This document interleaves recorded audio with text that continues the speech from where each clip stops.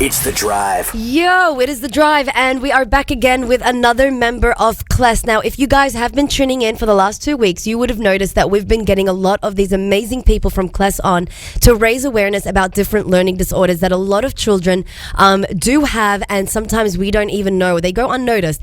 And, just being able to raise this awareness and it's not even about educating, but it's about making sure that it's spoken enough about so that everyone is kind of, on board with what different symptoms mean and how we can better look after our children, whether we're teachers or parents or even the actual person that's suffering from a couple of symptoms that we might not know what they mean, because it gets scary sometimes.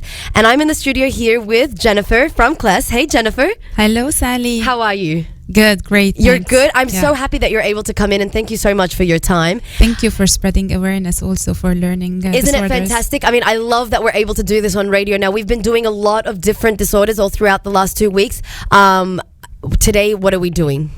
We're doing developmental language disorder or dysphagia. Dysphagia. I know it as dysphagia, but now we're calling it the developmental language disorder.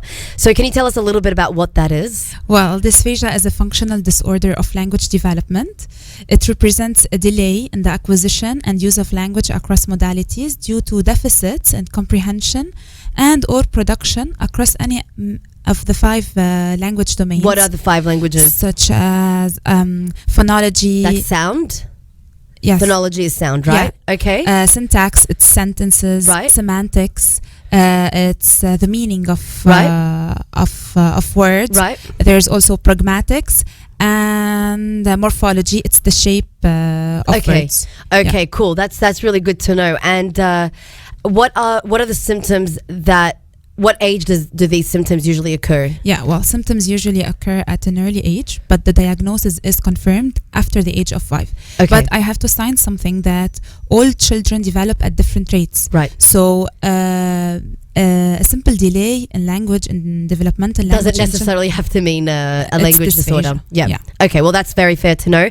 And I just, what are the symptoms of dysphagia? Like, what are the things that we can say, okay, if your child has these symptoms, if you have these symptoms, maybe these are certain things that you could alert you or bring awareness to the next steps?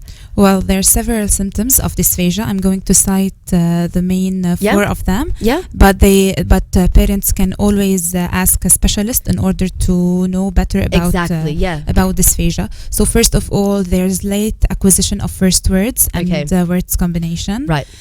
Difficulty expressing an idea clearly. Right.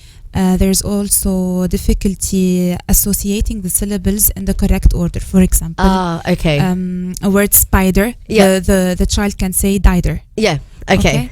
That's so cute. Okay. Yeah.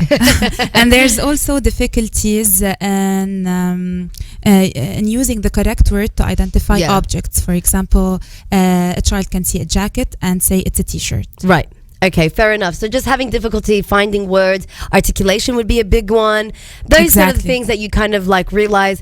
Again, like Jennifer said, if your child is late to say their first words, it doesn't necessarily mean dysphagia, but it's something to be like, oh, let's just, keep our eyes open for what's to come. Exactly. And I also want to ask you, how can parents help their child with language developmental disorder? Like, how can we help them they see the symptoms, what do they do? And it's confirmed, right? What do they do then? Yeah, well, when a child has dysphagia, usually the auditory processing is the child has difficulty in auditory processing. Right. So parents should always rely on the visuals. First of all, they have to get the child's attention by saying their name before they ask questions and give really clear instructions so they know that they have to listen. Right. Second, they have to use visuals such as gestures, pictures, or act things out. Mm-hmm. This will help them to understand and remember the information. Okay. And they have to always use simple sentences, short instructions. Yeah. They have to be clear. Don't overcomplicate at the child's level, at the child's eye level, so that the child can see them, hear them, and feel more like they're in communication with them. Exactly. And they always have to use the spare time to really interact with their child, the quality time, go to the grocery stores. I think that goes for everything, disorder or not. Use the quality time to just be with your child and really give them that time of day.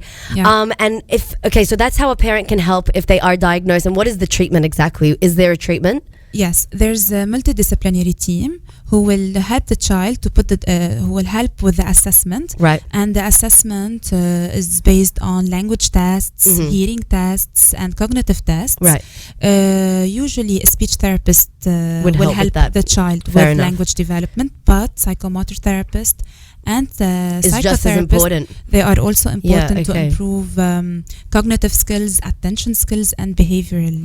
Well, that's really good to know, honestly. And these are the kind of disorders that we never would have even think about, right? I mean, we're always very used to ADHD, and we think that anything that's wrong with our child is just that they're slow or something like that. No, sometimes it's a little bit more than that. So it's great to know this information. Thank you so much, Jennifer, for being here. Sally. I mean, CLES is doing such an amazing job with raising awareness, and they're just one of many people that really do put those specialists out there to help our children really get through any learning disorders that they may have.